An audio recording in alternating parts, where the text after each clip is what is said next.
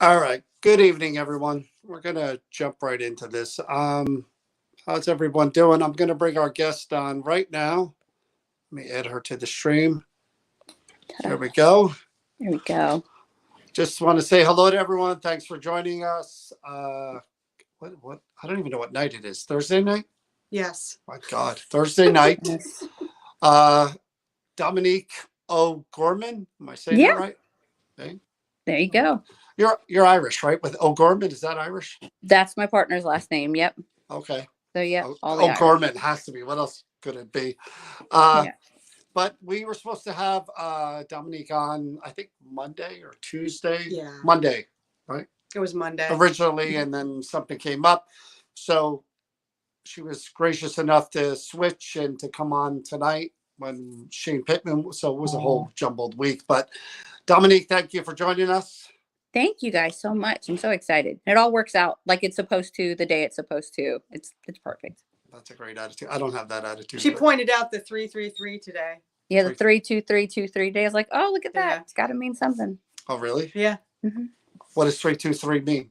I'm really big into like angel numbers or whatever you want to call them when you see sequences of numbers like 1111 and 444. Yeah, yeah. And I thought it was kind of cool. It was 32323. And I'm like, I'll take it. It's a sign. It's supposed to be that day. We'll take it. As I mentioned in the title of the discussion interview, Dominique is a medium, a death doula, Yep. and she reads bones as well. And we're going to touch on every one of those, but I'll introduce you all to Dominique and let her. I just want, before we get into her, I want to say that Chip Coffee put her on our hemisphere of saying, hey, you need to talk to this lady. And when I was interviewing you and we were talking about everything else, you literally just blew over just like, oh, and I do bone readings and I'm a death doula. And I'm just like, whoa, pump the brakes here. Yeah. We got to do the work. I'm a firm believer and you got to do the work. Like you've got to. And then John said we should have her on instead did. of you just having the conversation. I love this that. is the difference between three dimension. Have I mentioned three dimension lately? That John Listen, three I dimension. had a purpose. I did my purpose. You have your purpose. You followed with your purpose. We make a great That was team. your purpose. Balance. It's balance. Anyway, Dominique, we want to interrupt you anymore. Yes. Please tell us No. about yourself. No, you're good. I love that balance. We have to have that because I have like a brain that has 100 tabs open at all times and all the things. And my partner has like one tab and he's like, why have more than one? So I get it. Like Chris told me, she was like, no, you and my partner think the same way. You're 50 steps ahead. And it's just how it works. It's tough being like us. Believe me. It is. I know. It's hard. It's so hard. It's very difficult, but we figure it out. It's okay. We have our balance. It works. So But, we just need a nice little background, tell people what you do, who you are, and then we'll start to dig into who Dominique really is. So my name is Dominique. And I was floored when I got an email and it said, so Chip Coffee. And I was like, is this my life? Because it's Chip Coffee. People in this line of work, he's just amazing. It's amazing soul, amazing human. But I've kind of been a medium my whole life. I've always connected to people on the other side. I was raised by a very odd type of family. My light just fell over. That's crazy.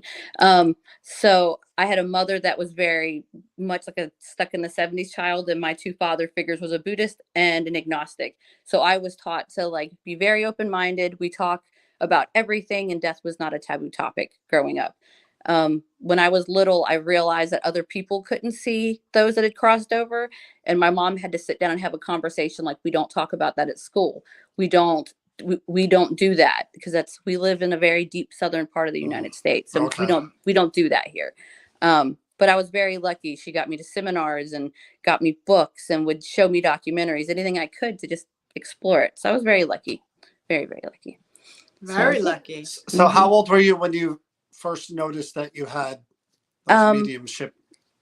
I don't ever remember a time not having it, I think, if that makes sense. I remember seeing my guide. I know a lot of people talk about this big crew of guides they have. I know of one that I have a very close working relationship with, and I could always see him. And I used to get really frustrated that my family ignored him in the room. And it would cause like arguments when I was a little girl. And that's when my mom started putting the pieces together. And she was like, huh, and would ask me questions. And I was kind of one of those things, before the phone rang, I would know it was going to ring and who was going to be on the other end. That sort of stuff. If somebody was sick, I'd be like, I don't think we need to go see them. Like when I was a very little girl, and shortly after they would pass over, something tragic would happen. Just one of those things. I've never not known how to be this way. So your guide, does your guide have a name, or is it just a nameless guide? He's just kind of there. I just feel like we have a really close connection. I always have this J sound in my name for him, but I do not have an actual identity for him. But I think people like Sylvia Brown had a guide that she referred to as Francine, and that was like her person. And I don't know. I think our souls are just different. Everybody's different. But he's always just, I couldn't picture him not being there. But I know we all have lots of guides, but that's my number one without fail. He's always been there. So I asked the same question of all the mediums that we interview. Does the information come from the guides, or how are you getting the information from spirit? So I get impressions oftentimes before I get somewhere. I'll get the goosebumps. I'll get weird feelings. Like if I'm going to see a client, and I try to be completely oblivious to what I'm going into for a session. I don't want anybody's last name. I know the first name you give me and the address where I go. But say I'm going up on a place that has an accident, like a car accident, I'll get the deep feeling in my chest, however they passed before I get there. I'll get symbols in my head that I have to try to decipher. But my guide is kind of my gatekeeper. He sort of lets people in or keeps them back if he feels like it's not a safe space to like allow them in. But no, he's not my actual, he kind of helps guide me through it, but he doesn't actually give me my information. But he's very good at making sure that people the people that need to get in, and the ones that do not can stay back. It's kind of like a back of the house, front of the house situation. And he's always been there as long as you can remember. As long as I can remember. That's kind of weird. It is weird. That's I'm really telling you, my unique. life is weird. It's everybody in my line of work is different, and I love that. You can have 10 psychics and 10 mediums all lined up, and we're all going to be different, and I love that. I think that's very we all have different energies. I got to ask you the question I've asked every medium that I've ever met. Have you ever had, you don't have to tell me what it is, but a real traumatic event in your life when you were younger? Absolutely. Bingo. Check it Absolutely. Checks the box every time. The where my roots grew was trauma. It was so much trauma that there was a lot of it. And don't absolutely. You think that's weird? I found that every medium that I know that I believe is legit has had major trauma. It's a weird correlation between. Yeah. It is. I've never thought about it, but yeah, it's definitely it's there. It's definitely there. That's a key question that John, whether privately or on interviews, John will talk to people who he feels that has, and we've come to really respect and nod our heads to, and every single one of them. And we're not talking about just the lip. We're talking about major trauma that's changed everything. Yeah. Yeah. And normally the people that go through the biggest traumas do not live in a victimhood, and they make it a growing experience and you learn from it. They don't stay there. Do you think it has to do with, and I'm a firm believer that when you go through trauma, it either makes you bitter and closed, or it opens you up to be of help because you are sympathetic, you are empathetic, because you feel it, you understand it, you know what trauma is, so you can help someone else who's been traumatized. Absolutely. I'm convinced that's why I do this work, is I'm supposed to hold sacred space for people as they work through their grief to begin their healing. That's my whole goal, is to help people begin their path to healing. I can't give you healing. Nobody can do the healing for you. You got to do your work. But I think I'm supposed to kind of be holding the sacred space, and I'll hold your hand through it. I'll sit here in the mud and the nastiness with you, but you got to do the work for yourself. See, I think Tammy kind of is onto something there. She says, maybe the trauma has caused such a mental shift in perception. I think it's more along the lines of artistic people can access one part of their brain. Other people can access another part of your brain. I think maybe, again, I don't know this is factual, severe trauma in some, like you said, some go the other way, but I think in some it opens pushed up you to and that. accesses a part of the brain that may be kind of Maybe. underutilized or dormant. And she already had, you know, a lot of them already had certain abilities, and that just kind of.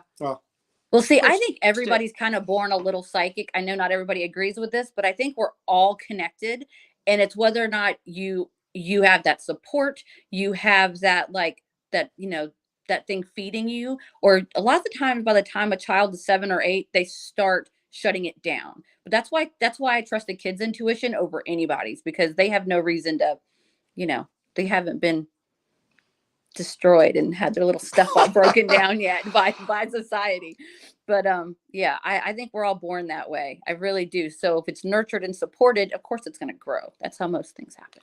So again, the death doula thing is the thing that I'm most interested in, but I want to talk about reading bones, because I don't think I've ever met anybody who has read bones or reads bones. Not the way in how she learned. But how exactly, I love that. That work. So I know a lot of people think that, like, well, if you're a medium, you don't need those things. And you're right. As a medium, I don't need them. But I believe that if somebody comes to me for an experience, or if they want to do this, then who am I to say, no, I'm not going to, if I'm able to, who am I to tell you no? Like, where did the bones come from? So I don't even know anything about this. So bone reading is a very old divination art, very, very old.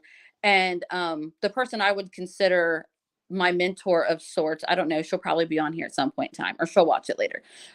She taught me bone reading. She taught it to a very few people in her life, but when she met me, she's like, I need to give you this. This is the gift I'm supposed to give you. And we literally sat on a beach. I live out in North Carolina. We sat on the beach for hours and hours, and we sat down, and she gave me a set of bones. I do believe that you need to be gifted your set of bones. You can add to it later, but I believe your person needs to give them to you. And it's not like all chunk, I mean, there are bones in there, but some things are like little stones or little pieces of broken glass or whatever it is. And it's just like cards or anything else. They have energy in them, but I feel like it's a lot more authentic energy, because it comes from something that was alive at some point in time, for the most part. It's just like reading tarot or runes or anything else. Those are not magical, but it's what you connect to them and the energy they give you and the clarity that they have. And that's what kind of gives you the ability to read them. But I will have them when I'm in New Jersey. I will definitely have them to share with anybody. I think I've seen this on a movie or something. Are you like shaking them up and then scattering them, and you're able to kind of? It's like scrying. It's almost like it's a form of scrying. Yeah. Mm-hmm. Yep. Take me through the process. Do you have them in a cup or something, or in your hand, have them wrapped in a cloth that she originally gave me, God, 10, 15 years ago. They are still wrapped in the same cloth she gave me. And that's what it is. And I will lay my cloth out and I'll hold them, and I normally kind of breathe on them just to kind of like shake them loose. And I'll just kind of fold my hand and I drop them, and it all kind of scatters. And to me, it's just like getting a symbol any other way. This means one thing to me. Like, I have a stone that has, like, I have a bloodstone. And to me, whenever I see this bloodstone, it almost always means a cancer issue or a heart attack or an aneurysm. There's a blood death involved in it. So the person trying to connect died from something that had to do with blood being a big part of the cause of their passing. Another stone I have that has actually broken apart, which is very funny, because that stone in particular means that you've been separated from someone. And over the years from throwing it so many times, it has fallen apart. And so now whenever I see those pieces, the farther apart they are, the farther geographically apart these people are. So they evolve just like we all evolve as we learn and grow and do our work. And I'm fascinated with it. I think it's such a beautiful art that not many people do in this part of the world. No. And they just don't. The person that taught you this, where did it originate for her? I want to say it was in Africa. I will clarify that, but I'm 99.9% sure she got hers in Africa, and that's where she learned. And it's such a beautiful art. It really is. It's not spooky and freaky and gross. And a lot of people hear bone readings and they have this weird picture in their head. I'm like, guys, it's not They're the thinking Exorcist. voodoo. That's why. Right. We are not doing voodoo. There's no hoodoo here. We're not doing that. But I think it's such a beautiful art, and I think it's so special and so unique. And I've had clients over the year gift me pieces that I've added in. 2 or 3 times I've taken a piece out because I felt so moved. It was no longer meant to be my home. It was meant to go to someone else. And it was time for me to pass it on. And that's what we've done. That's what people are asking. Do you add to them? Yeah, that's a good question. Sometimes. The first time I did it, I literally cried and I called her and I was like, I feel like this piece doesn't belong with me anymore. She's like, then give it to somebody. Whenever you find its new home, you'll know, and give it to them. And I'm like, this is broken in so many pieces. She's like, throw it out, get a new one. She's like, you've done it now. You have a close relationship with these tools, these objects. If you feel like it's time to bring things in, add them. If you feel like they no longer serve a purpose and they're no longer home with you, then pass them along. And that's what we've done. And that's what you do in life with anything. So that with makes everything. total sense. And It's John made a letting point go. about. I just want to Yeah. say real quick, Christine and everyone else who's watching, Dominique is not going to be doing any readings. We're not doing any live readings tonight. This is just an interview, introduction, a discussion. That's all this is. So no, there won't be any live readings done tonight. We'll tell you how to contact Dominique if you want a private reading, and she will be at the expo. Brian, I know she's one of the featured psychic mediums that we will have at the expo in November 4th and 5th. And I can't see the comments, so I do apologize. I'm not ignoring anybody. But No. They did ask, are the bones human? No, these are not human bones. I have deer bones. I have rabbit bones. I have some pieces of buffalo bones, lots of pieces of antlers, stuff like that. I have, if they go on my Instagram, yes, everything's buried. And most of, if there's a bone in there, it was ethically sourced, because I'm a big believer. All these things carry energy. I ain't trying to bring some bad juju into my business. No. But if they go on my Instagram, I have pictures of them on there. So you can scroll and see them. They're in there. People are so interested. So they were asking about tarot cards. So you read the bones like you will read a tarot card. I do read tarot cards. I don't use them unless people ask to use them, because but again, are the bones similar to that? Are you chucking same them way. out and going? It just seems like you identify more with the bones and the natural than cards. I think it's just because it's such a natural based thing. And I know the few times I've caught you guys live, I know, John, you're petrified of being in the woods. Like, I live deep in the woods. Like, I love the woods. Put me in the middle of a city, I will probably freak out. But I was raised in the woods. So this is where I spend a lot of my time, like when I was a little girl. Well, that explains it. She's a country girl. I am. You're playing with bones. Say no more. That's what we do. That's what we do. Yep. That's what we do. Yep. When I was a little girl, we would sleep out in the woods and teach me to not be afraid of the dark. So it was totally fine. Totally fine. That's me too. This guy, you can't use steps in the woods, bears, whatever. No, we're not doing it. But no, it's the other thing too is like when we're talking about tarot cards, reading the bones, and you did say, John said, do you need them? And you don't. But the visual helps other people. Like I'm a visual person myself. You can tell me something, but I need to see and I need to hear. That's how I process and absorb things. So I guess that's the whole idea of the tool of that is for the person on the other side, correct? Right. Actually, when Chip and I were talking about it, that's what he said. He's like, if you do just like an open channel, which is what I do a lot of the times, but it's like walking into a foggy room with 50,000 people throwing messages at you. And it's a lot. It's excessive. So sometimes when it gets too much, or if my client specifically asks for a tarot reading or a bone reading, I use them because it's like, no, let's focus, guys. Like, everybody's ADHD is kicking in. Let's just focus on this. And it helps. It really does sometimes, because when clients sit down, a lot of the times they're anxious, they're scared. And I'm like, just breathe. It's all good. Like, really, it's all good.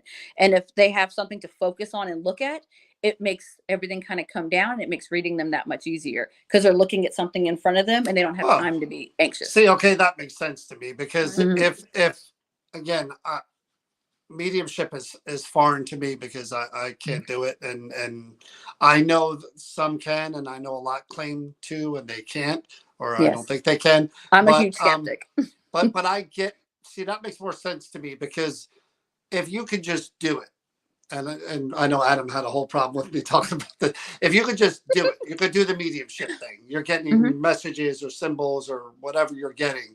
The bones, like, why the bones then? But that makes total sense to where what you just said. If you're throwing them out there and you're looking for symbolisms, and the person on the other side of you is concentrating, looking. Now that kind of concentrates the energy between you and them onto that link, whatever you're looking for, the messages. And that makes sense. We also, like, this is what I'll be doing, and I'll bring it with me because I like my clients having them. We do like a lot of scratching, like with clients, like on notebooks. They start out like that, and they look like that by the time we're done. We just scratch, and it helps kind of I know you've heard of Tyler Henry. He would catch himself doodling and he would suddenly start catching thoughts that weren't his. Same process. Whether you're using cards or bones or coins or whatever, it's just part of the way to focus in and get the messages out there and clear them up a little bit sometimes. And you told me that you would do that with the clients that come to the expo, and you would give that to them Yes. at the end so that they would have that with them. I'm so tickled. I got, we get hand painted binders. I'm super excited. And so they can take them with them, but these are all from local artists because I believe in supporting small and communities. And that's one reason I love you guys. I was like, I have to go. Like I have to support you guys because you're supporting your community. So that's what we do. But you're the one doing the scratching, right? They're not doing the No, scratching. she is. While she's And doing that the reading. just keeps your mind kind of flowing. Yep. Yes, it keeps everybody in the line. Like, okay, guys, it's like Hey, Tara. kind of like in kindergarten when you like line up in the hallway. Like, this is what we're doing. Everybody get in line, slow down. And Which makes sense because he can't sleep because his brain's going ting, ting, ting, ting, ting, ting. So for you, that would make total sense that would really keep you focused and clued in. Right. It works. It helps a lot. It does. Again, that makes sense to me on some level. Many levels. Yeah, my ADHD brain's terrible. Well, you and I had, personal, private conversation going back and forth, and you really resonate with me with what you were saying, what kind of a person you are. You're a very generous, giving person. She's not doing readings. I'm sorry. No, Lori. she's not doing any readings. You just get to No, know her, and then you can get a reading from her later. We really do. We give away a free reading every month. I do. I never want like a financial situation to stop somebody from receiving a message. So we do pop-up sales literally for like $20, just randomly whenever I have time, because I don't ever want anybody's financial stuff to like stop them from receiving a message. So we give them away all the time. We're all Dominique is very passionate and very caring individual. But we'll tell you how to contact her at the end. So you and I were having a conversation, and you really started coming forward doing this. Before you stood back and you did this privately. You didn't you weren't really public. What changed for you that pushed you into the public arena? A big part of it is I have 2 children. I have a daughter that is very outgoing, super social butterfly, and I have a son that has special needs. And like I said, we live very deep in the South, and this kind of thing it's not all cool here. It's really not. Nope. And I'm very grateful that we're getting into a world that is becoming more open-minded. There's a wave starting in the past couple of years, and it's beautiful, and I'm so excited. But until my children started talking about it and being okay with it, I wouldn't do it publicly, because I don't want their teachers or their coaches or anything, and they would, and I don't want that. I do not want that in their lives. So once my children would suddenly start saying, oh yeah, my mom talks to dead people, and I was like, well, I guess we're doing it publicly now. That door's open. And you just flung it open for me. Thanks. My daughter literally told her teacher in high school, she's like, I know everybody says there's a ghost here. My mom can handle that. Like, do you want her to come here? And I'm like, oh my God, child, can you not? Like, this is not what we're doing. So it's, well, at least she's not trying to hide you. No, she's in more trouble when they say my mom walks around with bones. Now, what I really enjoy too is that your spouse is very supportive of you. He's right behind you and pushing you and giving you confidence, isn't it? Very much. And what's funny is when I met him, he was in the Marine Corps, and he was studying to be a pastor. That was his calling, was to like speak about God to people. And then I met him, and I was like, yeah. And then I broke him. I'm sorry, guys. I did this. I'm sorry. This is what he believes now. Because when I met him, this was not something he would have been into at all. So, almost 20 years later, he's super supportive. He's the reason we're going to New Jersey. I was like, are you sure? Because like I said, my son has special needs. It's very hard to make arrangements for him. And he's like, oh no, you're going. He's like, I don't care. Like we'll make it work. You're going to go. So I'm very lucky. I have a very small group of close-knit friends that are huge cheerleaders, and my partner. So it's great. It's fantastic. She actually lives maybe 30 minutes away from my daughter 30 in minutes. North Carolina. Oh, wow. When you told her she lived, I was like, oh, next time you're here, let me know. She goes, yeah, I live in this town. And I go, oh, I've been there. I know where that is. It's right by my daughter. I know where you are. I can be there in 30 minutes. No problem. Right? Easy. Okay. So, this is going to be a little deep and a little hard because it's very, this is a tough conversation, just so we warn everybody. A lot of people, again, it's a good conversation. Yes. But I never heard the term death doula before. And I Googled it and I said, oh. I explained it to him and he thought I was like, a what? So, No, it's real. What is your definition of death doula? So a death doula, just like birth doulas, you know, a birth doula and death doula do the same thing on opposite sides of the door. We help people transition and be confident and feel safe and have all their wishes met, whatever they may be, and let them know their options. A lot of people don't know they have options. And I'm a firm believer this is your life and that is your death. They are yours. They are your story. They need to be carried out however you want. You may have done a lot of people pleasing in your life, but as my job as a death doula and as a death worker as a whole is to make sure this is your grand stage, your exit out. What do you want? And I will do everything in my power. It's such a phenomenal thing. And when I was certified a few years ago, I didn't realize how little people knew of their options. And I'm a firm believer, if nobody else is going to stand up for you, I will. At your death, oh, I got you. I got you. If I actually just did a course not too long ago where I help people prepare their death books. And that sounds kind of morbid, but I'm a firm believer everybody needs a death book. Like, what do you want to have happen at your death? Do you want to be at home if you have the option? Do you want to be in a hospital? Do you want to be at the beach? What do you want? And that's your right. You can pick it. I'm a firm believer in that this is your final moments in your life, and it's up to you how you spend them. Well, you're right. My mom. She actually, before you go into that with your mom, I'm going to go into that. She actually made a comment that resonates with you and your mother. And so, you know, I will tell Chris, I will tell you, John, I never walk up to people in public because it's not my place to go up and give a reading to somebody in public. I don't know where their head's at. I don't know if they want that. That's not. So if I get impressions about somebody, I will not go up and talk to them. But I had something nagging on me so hard. I messaged Chris about it.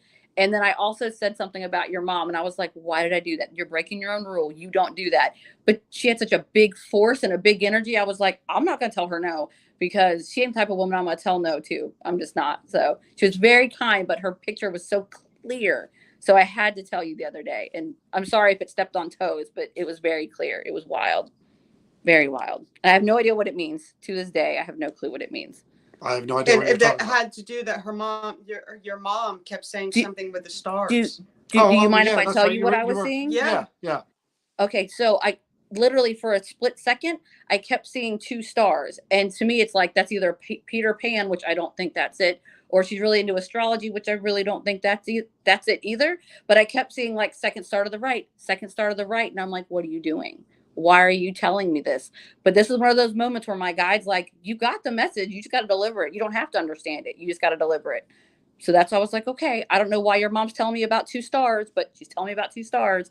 And it was so weird. And I was like, I don't know what you mean, but okay. And so I pass it along. And that's my life as a whole with how I deliver messages. Just because I don't know what it is. Hopefully you do. But it was very clear and it was very interesting. I was like, okay, yes, ma'am. I told that story a few times on here, how, I knew my mom, I knew she would find a way. My mom wasn't big into paranormal or spirits or anything like that, but I had asked her over and over to, let me know if she's in heaven and if she's okay. And there is some place beyond this whole thing. Cause I'm not real religious, wasn't raised that way. Yeah. So she, it was the night we had an event and, I didn't go because my mom just passed the week before and I was still dealing with that. And I was outside waiting for friends. They were bringing me food. And I'm outside. I'm talking to my mom and I'm asking for a sign, for my mom. And I kept looking up at the North Star going, that's not it. That's not it. It's a star. I'm just desperate. I'm desperate. Aww. And I kept looking. I get frustrated with myself that I was even looking at it. And then my friend dropped off the food. I went to bed before she got home. She was at the event with our 2 teammates, Tanya and Kenny. And I went to bed. When I woke up in the morning, she was still sleeping. There was a bag on the table. And Tanya and Kenny had got me a plaque. They named the star after my mother. And they got me a ceramic bowl that I broke, by the way, that had a quote about the stars and in heaven. And there you lit up a candle and it put stars on the wall. It was absolutely stunning. So I knew it was my mom and I knew it was her way. Yeah. So I didn't want to tell him. I wanted, if he was open to it, I wanted you to give him that so that he was totally unprepared for it. Yeah. No, I mean, See, like this kind of stuff, like I literally spend half my sentence like, oh my God, really? That's so neat. Cause I don't know what they're telling me. I just can tell you what I'm being shown and hopefully it makes sense to you. Cause I don't know. That's so neat. Cause I kept getting like the 2 stars and I was like, I don't think it's Peter Pan. I don't think that's it. Well, So no, Chip did the same thing to me. Chip told me something else. That there he was something would've else that never- I didn't, because I don't believe in repeating things, Mhm. because sometimes when you put it out there to everybody and you don't let it manifest on its own, you're projecting instead Yeah. of things coming organically the way it's supposed to. mhm. You had said something about something over my shoulder and like that. Right. Well, you know that I teach scrying.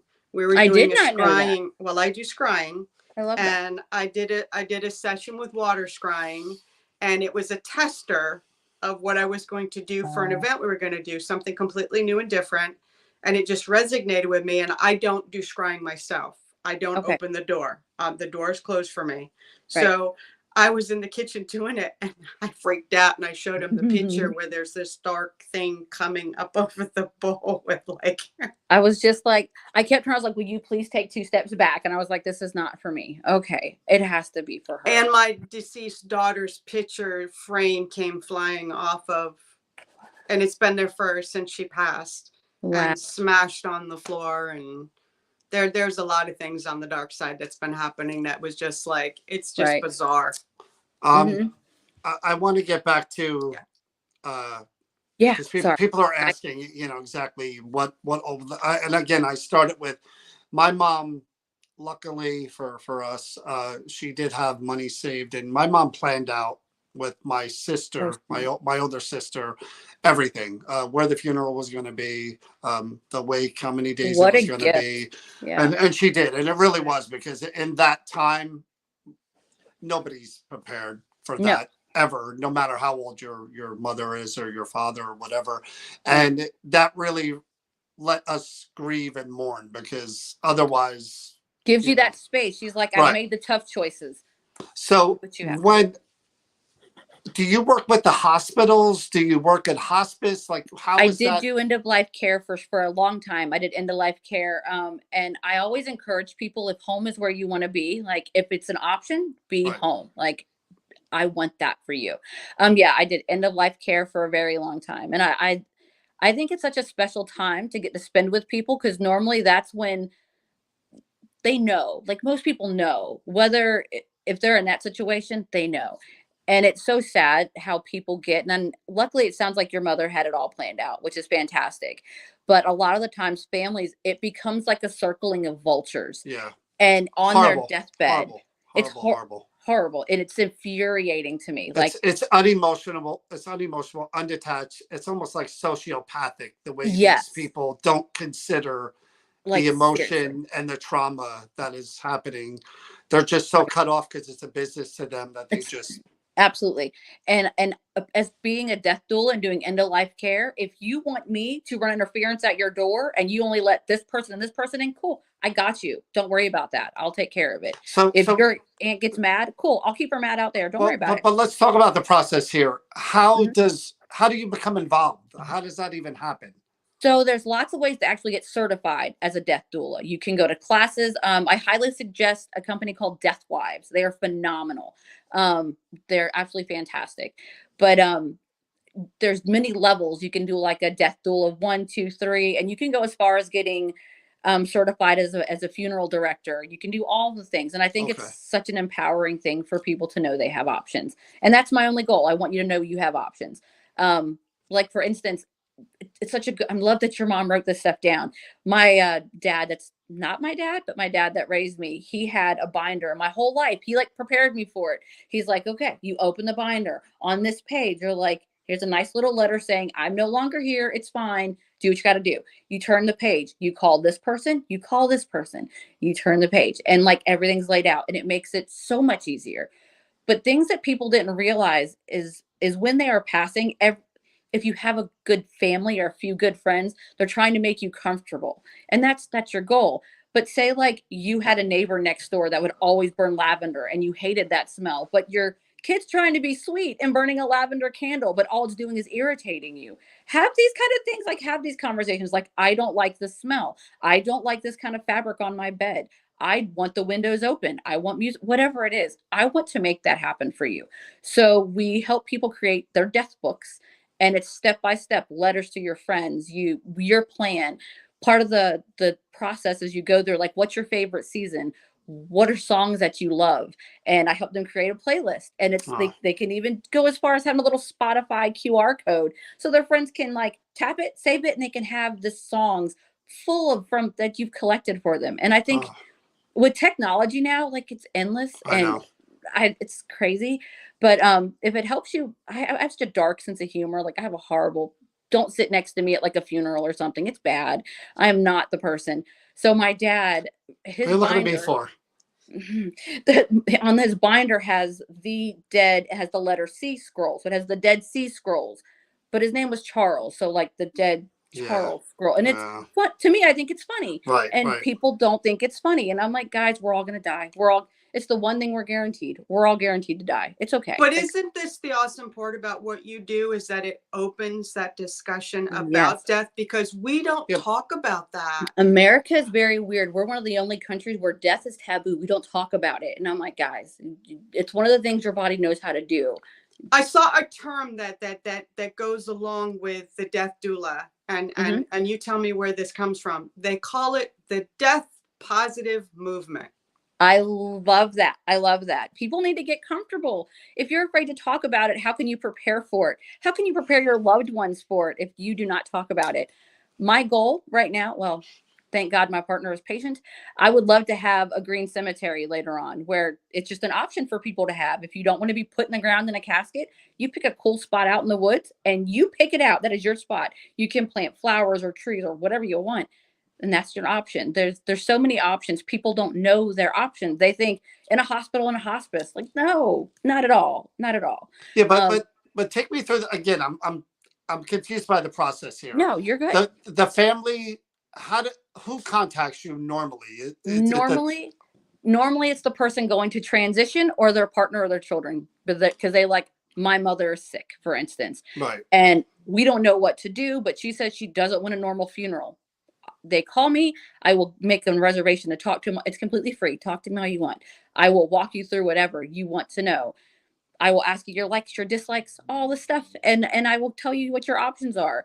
So you're talking about me and the family, or just me, the person who is... Whatever they want. Okay. If they want their kids there, cool. Bring your whole family. We will all go out to lunch and hang out. So it all depends on the individual. You don't one fits everybody. You actually... I don't believe one fits anybody in anything in this world. You're just taking notes about, okay.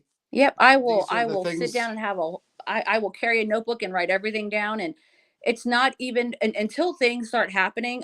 If I'm not the person for you, I will send you to the person, because I don't have a human composter here. I don't have an aqua cremation center here. I will send you to where you can do those things. A lot of people that do medically assisted deaths, I can't do that here, but I will tell you where you can go. Right. I love being able to like network with people, because if I can't do it, I want to be able to give you to somebody who can. Death is such a crazy money-making scheme. It blows my mind. It's crazy. I've always told my family, I'm like, get me cremated the cheapest way possible. And I don't care what you do with my ashes, like whatever makes you feel better. It seems like you're giving dignity back to... We have to. You have to. Absolutely. One of the coolest things I've seen is when a hospice nurse, this is before I even studied how to do these things.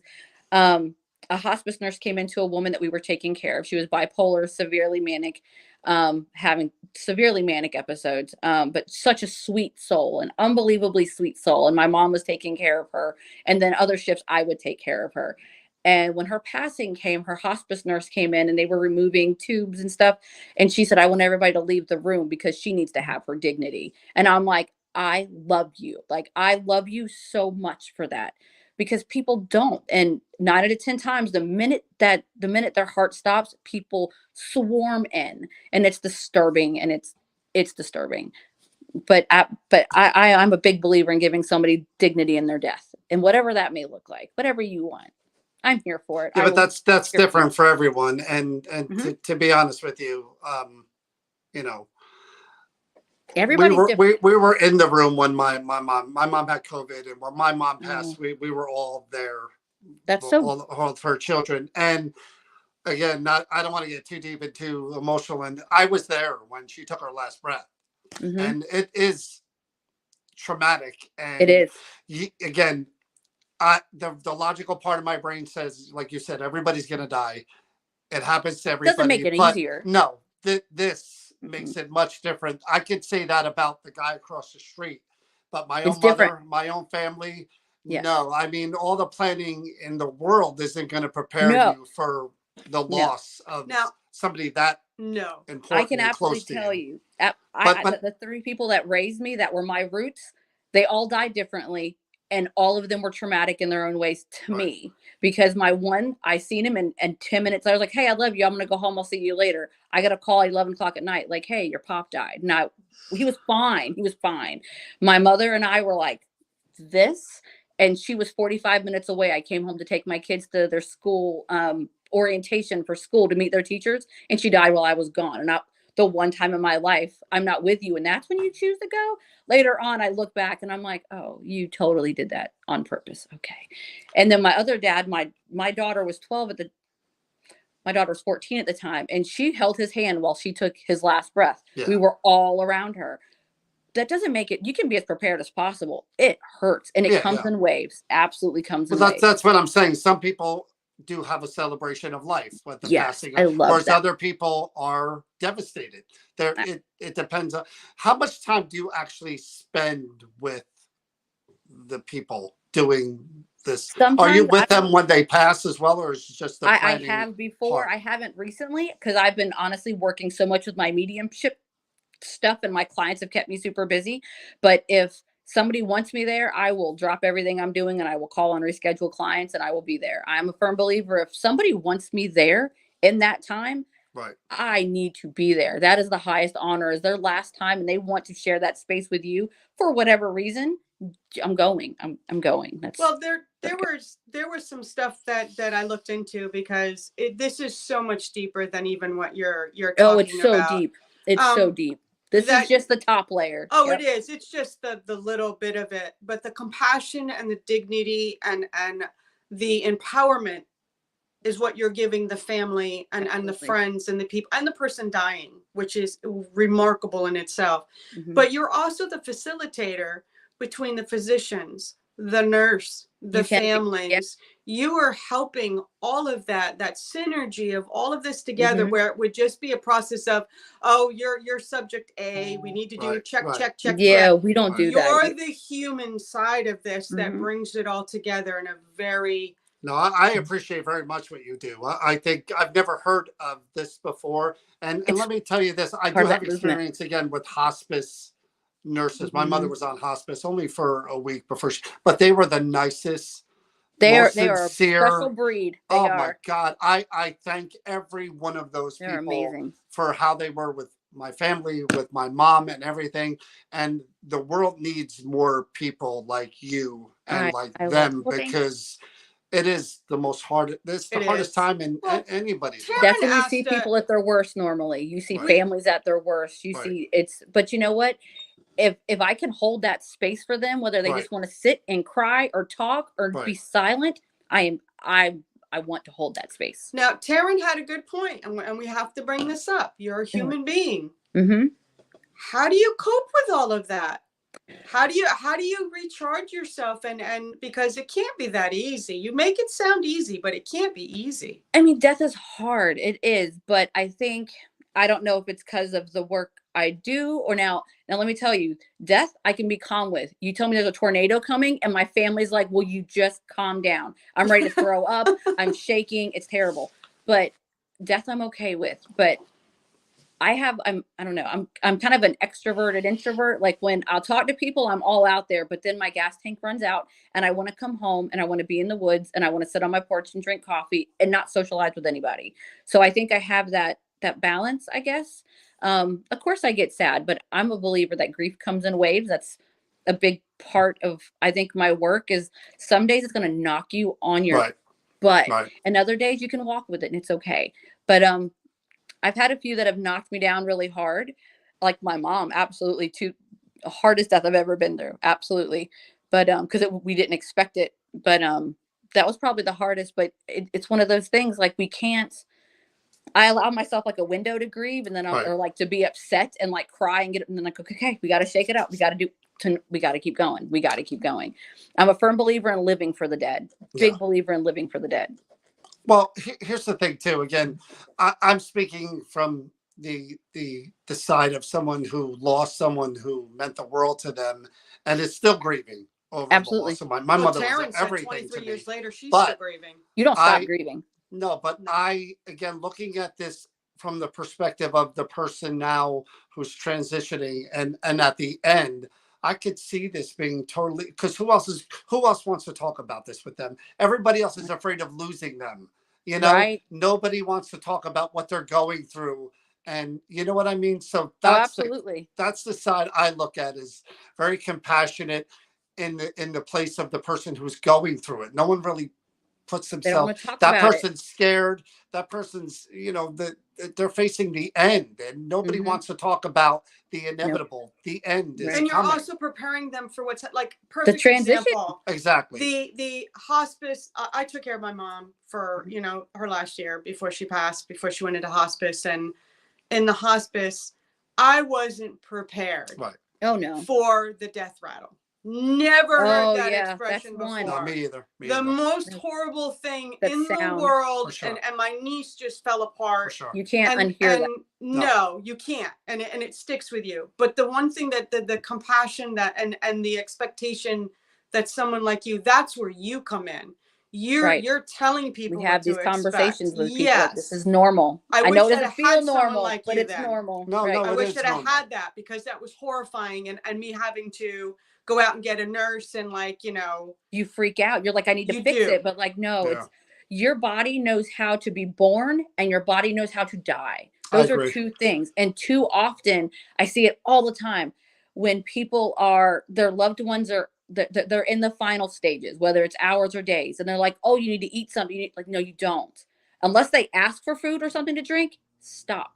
Their body's doing what it's supposed to. Yeah. And that's hard. Like, your human nature's let me feed you, let me take care of you. But a lot of that makes it worse. That makes it where they choke. They can't, all these things we don't want to talk about. And I did a couple collaborations with a couple therapists. I have a fantastic therapist friend that we do these we have to get comfortable being uncomfortable conversations, and we go live and talk about these weird things that we do not grow in our comfort zone. You have to get out of your comfort zone to grow. And this is one of those things. I remember I was younger. I had kids, but I was younger. And the first death I witnessed like that with my family was my grandmother. And she was unconscious for a few days. And suddenly her legs started moving. Like she was trying to walk, but she was unconscious. And I was like, what the hell is happening right now? And the nurse is like, it's okay, sweetie. She's just walking. And I'm like, what do you mean she's walking? What are you talking about? And she was like, those steps up to heaven, that's a long walk. She's got to walk it. And I was like, whew, it hit me hard. And that's when I started telling my clients at that point, I was like, it's okay. We're all walking each other home. That's what it spurred in my head. And my daughter was probably 10. And I was like, it clicked. Something clicked about 10, 15 years ago. And it just clicked. I'm like, we're all just walking each other home. So that's what I always tell my clients, or anybody I meet, no matter who you meet, we're all just walking each other home. And it was all because that hospice nurse was like, no, honey, she's just walking to heaven. She's fine. And I was like, okay, I never heard of that before. And it just gutted me, but it stuck. It burned in there. And these experiences we aren't talking about. We don't talk about it. We just don't. Listen, the people that are compassionate, that link, like when my mom had passed, my dad and my sister were there, and they both said, my father said, he didn't want her to be left alone, even though she had passed. He was like, you sit with her. I love that. Right. Yes, I love that. That's hard. And I'm in the room with her, and one of the hospice nurses came in, and she was like, honey, you don't want to be in the room. You want to leave right now. There's a certain amount of time you need to walk. Because they had prepared her. They left. They had us go out. They cleaned. Oh my God. So you have a window. Beautiful. You do. You have a window. But she didn't want me to be in the room when they brought the gurney in to put her in a bag. And that's I will hard. Always be grateful that I do not have. And she was the human compassion of what you do. I mean, I just blows me away, because I would be blubbering. I'm a very sensitive person. John will tell you. if somebody tells me they're suffering, it hurts me to my soul. I do. I don't have to totally know get you. that. And Yeah. I just can't, for me to do what you do, I mean, I'd probably have to be in a special padded room. Well, I understand. I get that. I don't know. I think somebody has to do it. And if I get to be that person, then you know what? I am here for you. I'm here for you 100%. But I love it takes a special person to be a real hospice nurse to like really see it. Cause a lot of the times people get uncomfortable leading up to it, even because people often will have something called a death rally. That's what we call it. And suddenly they feel better and everything's good. And I'm like, no, calm down. You guys don't start making plans for next week. You need to start canceling your plans for next week, because I know what this means. This is what normally happens. And this is normally the window you have afterwards. It's part of it. There's a lot that goes into it, and hospice nurses are so special. Special. They were again. My mom went from being okay to not. She was unconscious and she had COVID. We didn't know it was COVID at the time. Right. And she had been in the hospital before for other things, but she always pulled through. So for me, it was like, even though she was 87 or whatever, my mother was strong, old Italian woman. And I love that. When I went to the hospital and they intubated her and I saw her, and the nurse said to me, "We need to prepare for hospice." And I said, "Wait a minute, she just got here. She just got here. We're talking." And I was with my siblings. I said, "Wait a minute." Like the reality, like the world just collapsed. And even then, it probably didn't even set, because you were like, "Oh, okay." Mother. No, I still was hoping for that. Right. That like my mom's gonna, and again, my mom, she woke up for a little while, and I don't want to get emotional. No, you're good. You're good.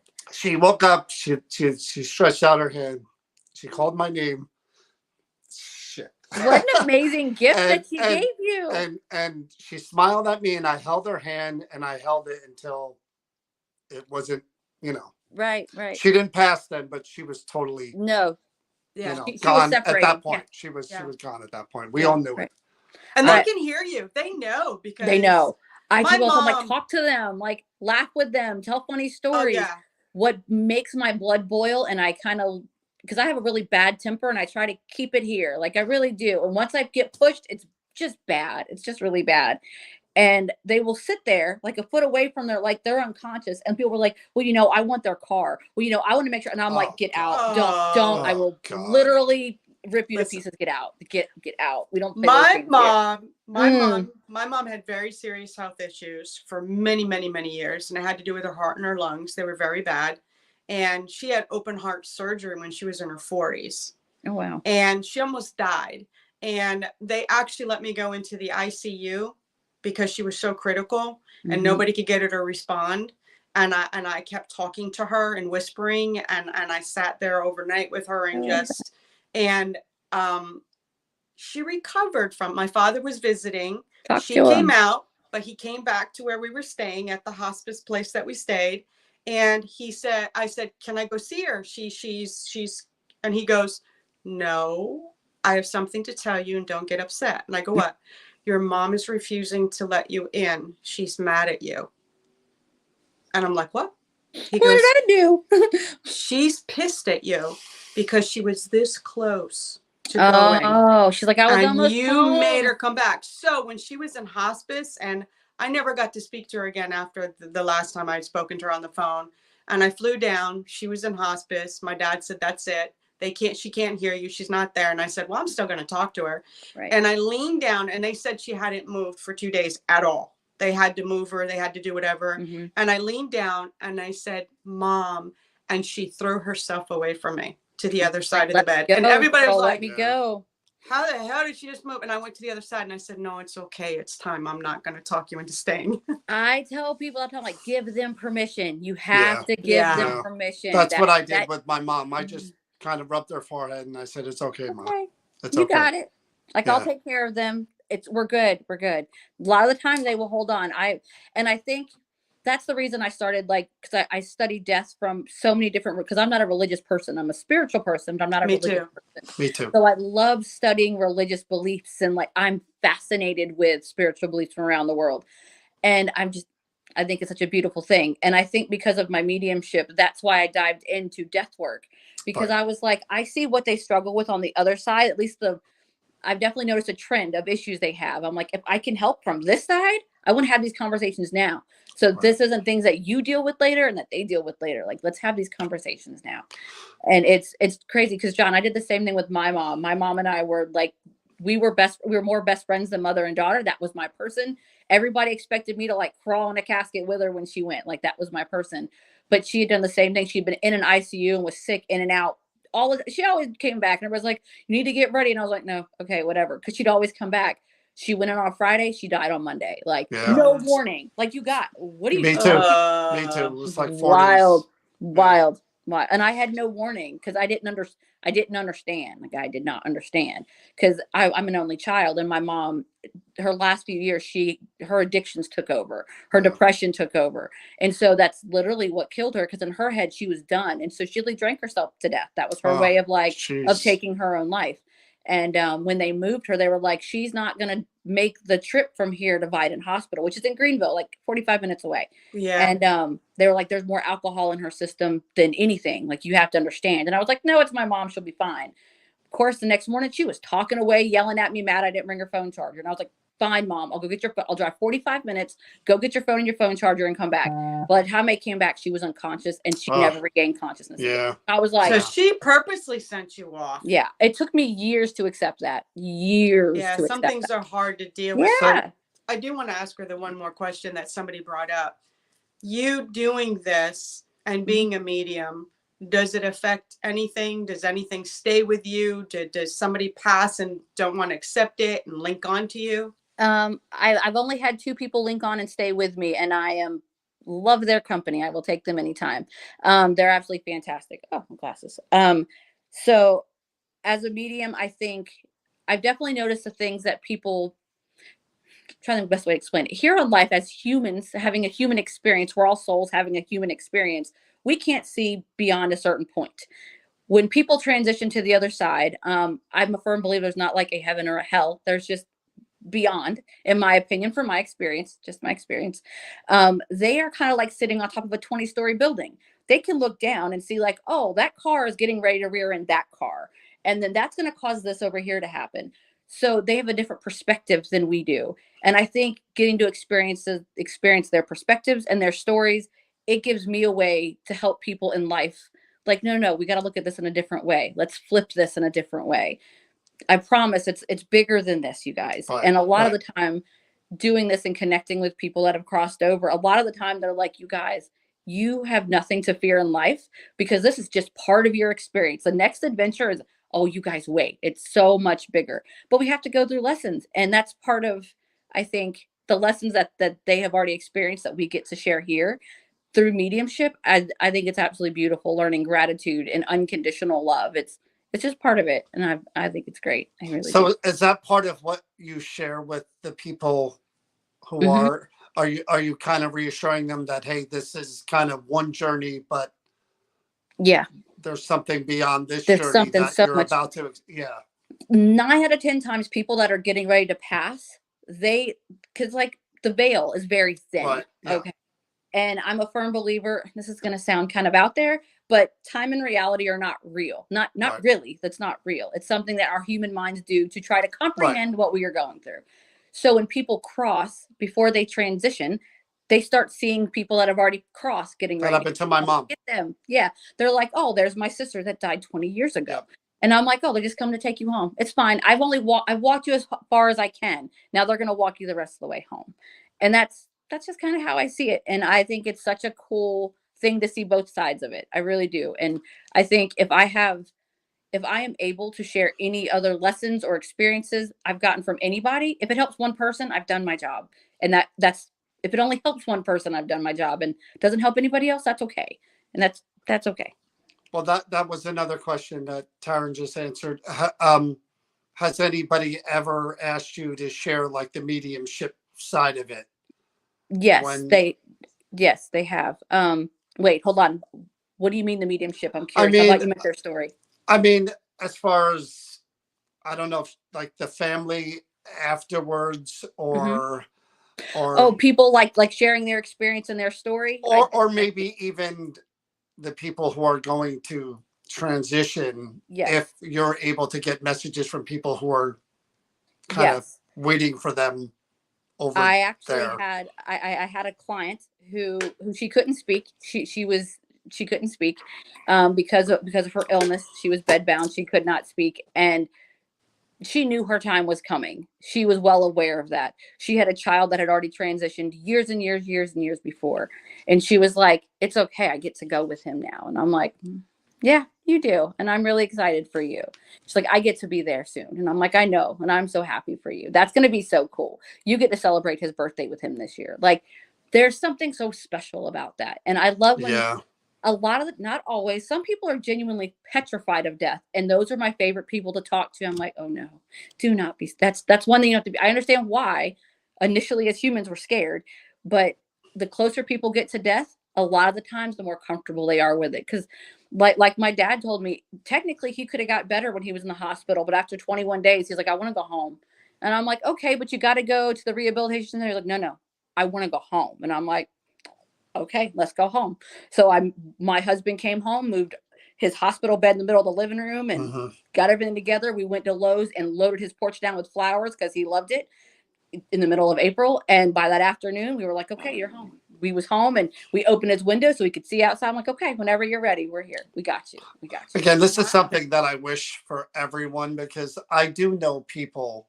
Again, COVID was something It was horrible. And I know there were people that passed without their loved ones being able to even That's have a hard. funeral or to come in and visit them toward the end. And I feel sorry for every one of those people. But I would want this for me, because even though I'm in this field and I've experienced so much, I'm afraid of death. I'll be the And that's first to okay. say that. I'm afraid of it. And I would love to have someone like you there reassuring me. All we can do is hold space for each other and have those And conversations. And I'm so grateful that it's becoming kind of like a wave that's happening. Well, What did you call what did somebody they asked call a it? A really positive good death question. movement. Yeah, it was a positive, the death positive movement. Right. I love that statement. Somebody brought up a really good question, and I do think this other side of this. Have you ever gone on a case where somebody suddenly passed and you're more counseling the family and trying to help them through the process? More than half of the time, it's about the family that's left behind, because they are the ones that struggle. Because people that transition, they are so good. Right. I'm fascinated with near-death experiences. I love Me reading too. about them. Me too. Fascinated. And I'm telling you, very, very a small amount come back and they're like, that was scary. Very, very small. No, amount. I've never heard that yet. I think two, maybe two. Okay. That's it. There was a special on, I want to say HBO. It was all about almost dead. I don't know. I will find it. I will post it. But it was so cool because it was about people that had near-death experiences, and I want to know. Like I want to know. I want to tell me all the things. And I think there was two men on there. And it's the only two I've ever heard of. But again, I'm a huge skeptic. Like I'm a huge skeptic with mediumships. I'm the first to call somebody's bluff and be like, shenanigans. I don't believe anything coming out of your mouth. So maybe they might have just been in it to get attention. I don't know. But I'm so often the people that are left behind are the ones that you're never going to get over your grief. Grief doesn't get smaller. It just, you learn to walk with it differently. You just learn to walk with it. We learn to manage it. And we don't know about the journey after. It's the great unknown. I mean, we're not I the can ones only give you my transitioning. perspective. We're the ones left here. You know, right? You can't read crazy. You can't read any of the comments that are going on. I just want to put out, because I don't want to ignore these people. There's a lot of raw emotions and a lot of things that are coming out, and people are talking about that. Absolutely. And that they're thinking of it in a different way, and it's bringing, and this is what needs to happen. It's important for this to be addressed. I think the positive message out of all the emotion, of course, it's raw, it's emotional. I went through it. We all go through it. We have to feel that. But the positive message here is that, like Dominique is saying, it's hard for us. Yeah. Once we're transitioning or entering another journey, and she helps them and answers all their questions and helps make them comfortable, which everyone should get and have. But it's tough for us because we don't know and we're still here. Right. You know? I've searched for years for like a grief workbook to be able to hand my clients, and honestly, they're all crap. And I really hate the cookie cutter grief books that are out there. So I started I'm in the process of 2 books currently, but one of them's a grief workbook. And have you ever seen those like trash your journal books that they have? It's kind of like that, but for grief, where you can write in it and bend it and tear it up and do all the stuff to it. And I'm so excited because I want something different. Like grief is not a cookie cutter Right. thing. It's just Right. not. It's so different. Exactly. And it's just wild. So I've taken my experiences from clients and my own experiences, and I ask questions, and we're trying to make a book, like a workbook that you can write in and tear out and throw away when you're done after you've yelled at somebody that's passed over because you're mad. People Yeah. think that I can't get mad or talk bad about them, they're dead. Huh. Oh no. Oh yes, you can. You can be as mad as you want. They can handle it. They ain't stressing you. Like, get mad. Anger, guilt, regrets. All of There's it. so many things All that of it. go when someone passes. Yeah, but you brought up a good point too. When you talk about the near-death experience thing, the ones that I've heard and I've read and I've seen, I've heard people say that, you know, they went through that and they came back, and if they're not afraid of dying anymore They're because not. they experienced it they're and not. it was such a peaceful thing and a loving thing that their fear. I wish we all had that, Right. you know, It'd be but so much easier. It'd be so much easier. unfortunately, whoever the power that be didn't give us that. Right. He made Right. it, or she made Because it then such a we'd be like, let's mystery. get out of here. I don't want to be Exactly, here a lot of anymore. people Right. would. But Right. talk about how to contact you, and because a lot of people are going to want to know Oh, that. I know. I never want to stir up raw emotions like in a bad way, but we Right, have of to go through course. the No, raw this is all stuff to good. evolve. This is Like, all good. we've got to. You just go on DominiqueO'Gorman.com, like all my social media buttons. You can click them and they'll take you right to me. Email me, whatever. I try to get back to people as soon as physically possible. Like, it's normally within 24 hours. I will email you back or send me a message on Instagram or TikTok, whatever you want. I want to be able to reach my people wherever they're at. If you want to talk to me, I will meet you where you are at. So I try to be accessible everywhere, like across the board. So it's all you got to do. It's up there. Instagram, Facebook, all the things. Yeah, and if you can't write it down right now, if you just go back into the live at any point, and her name is right down the bottom Right there. so you can just jot it down somewhere, and then, like she said, go looking for her on all the Yep. social media platforms, and then reach out to her yourself. And I tell We you love what, having these Dominique, conversations. We know what? love And this was just a little tiny bit of it too. I mean, but we knew it was going to be emotional. That's why I waited Right. kind of towards the end of the conversation. But in the paranormal Thank you, field, Andrea. it is about life, it is about death, it is Right. about spirit, and this is all part of it. And It it's is. good It's to a know part. that there are people like you out there who Yeah. I'm just glad people are getting okay with even if it's uncomfortable. We can be uncomfortable. sure. I'm Yeah, but great you with know being what? And we can be emotional. What you We can said be in the emotional. beginning, it resonates, like the death diary and stuff like that. Because when my daughter passed, which was very sudden and unexpected, when I was Right. going through her stuff, I actually found she wrote her own. She actually wrote her Wow. own memorial, which I had to do in front of I people. Which love that. I love that. My dad wrote his out too. He wrote out his eulogy. He wrote his newspaper. I was like, okay, oh man, but you know, I Get didn't know she did that. Hold on. it's wild. I want a parade. I want fireworks. balloons? There's a balloons? song that is on the front of my binder, and it's literally called "Dancing on My Grave," and it's literally like, I want a parade, I want pyrotechnics, See? I want people to the go whole out and thing. pay it forward, don't cry. I love it. I love that. And It's like, if Kiss love is it. still The alive, Irish the that do band, I that? want them to play at my funeral. The Irish, don't they? They celebrate death. They a like lot get of people together celebrate and, death. We are one of the only cultures that do not celebrate death, and Right. don't go crying. Like, I ain't got time for that. Like, y'all go do something fun. Like, go to a really cool concert. If you see Aerosmith anywhere, be Not that like, West. bro, do this. Like, yeah, that's where I'm at. But thank you so much. This was Thank you guys. every bit as advertised. And Listen, no wonder for- Chip likes you as Oh much as yeah, he does. Chip because- actually said she's a adore him. compassionate, down to earth person That means so much to that me. I think you need to have a conversation with. And this is, I'm going to be honest with you. This is what I said to Chip.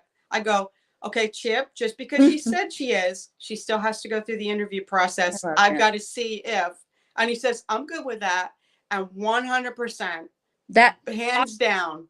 That with him was a whole experience that I did not see coming, and it totally took me by surprise, and I about fell out.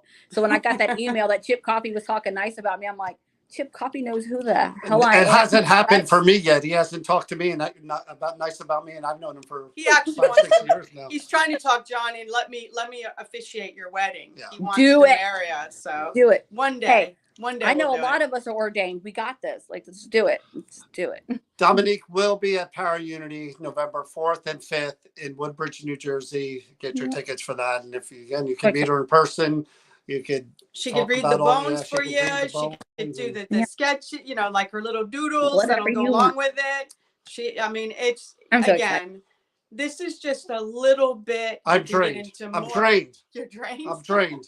Excited. I'm excited. I'd love to But talk I to you think guys anytime. when you draw emotion out of people, I think it's because you're resonating. You're hitting a spot, and I think It's our that's souls important. connecting. Yes. We're all tied together by a little silver string. We're just tugging on it a little. We got it. Well, thank you Yeah, so much. great guys talking to for you. this. We'll talk again soon, and you'll probably be back on again, and we'll Awesome. talk I about cannot other- wait to talk to you guys. You guys are great, and have fun in May. I want to come up there for the investigation in May so bad. So maybe Well, maybe you should. maybe I should. I really want to. But Get thank out of you those guys. woods. It's not healthy. It's fine. Don't put me on a subway though. I'm out. Nope. All right, Dominique. Take care. You guys. Good night. Good night. Oh, wow. Very emotional. We knew it would be when we set this whole thing up, but definitely a discussion that I'm is sorry, Mary. worth having. And I hope you guys enjoyed it as much as we did, because she was phenomenal.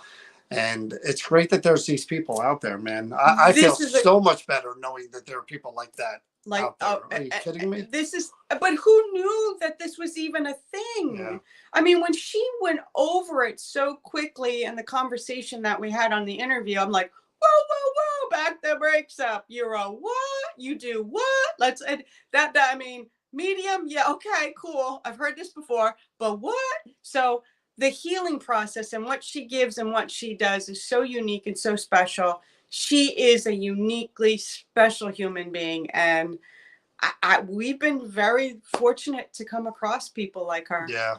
Again, it's part of the community and part of what we do and the people we've been fortunate to meet along the way. And again, sharing this with you guys, it's meant to be, you know what I mean? That we Now we meet have these options. people, and then you guys, yeah, and then There are options. definitely recommend reaching out to her for sure for a reading, and hopefully coming in November, you guys can meet her in person. But I need to watch a comedy because I am drained. I felt like I was on Dr. Phil. I am drained. Yeah. And on that note, we'll see you guys in a few days. Thanks for joining us. Good night. Be healthy. Stay safe. Please be kind. Take a page right out of Dominique's book. Have a good night, guys. Good night, everybody.